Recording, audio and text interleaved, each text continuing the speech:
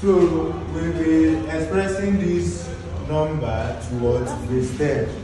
So we have 1101011 base what? 2 towards base 10. So what are we going to do?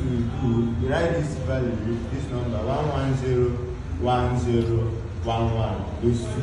So we start from this right hand side and put this 0, this floating number 0, 1, 2, 3, 4, 5 and what? 6, right? Yeah. So we are going to use this one to multiply all these numbers. So we are going to have 1 times 2 to the power of 6, right? Yeah. Plus 1 times 2 to the power of what?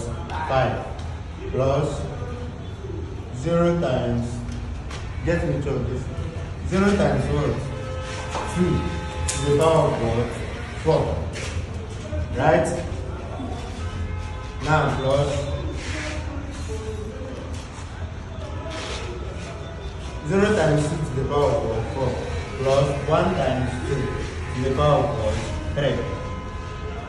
Plus 0 times 2, right? To the power of what? 2.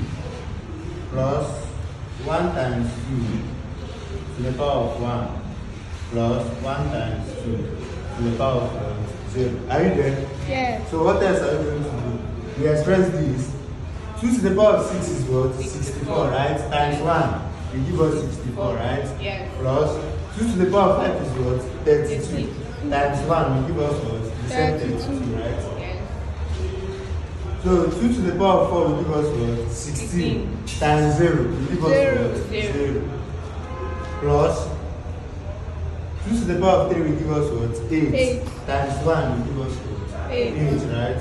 Then plus 2 to the power of 2 will give us what? 4. Times 0. 0. 0. So 2 to the power of 1 is what? 2. Times 1 is what? 2. 2 to the power of 0 is what? 1. 1 times 1. 1.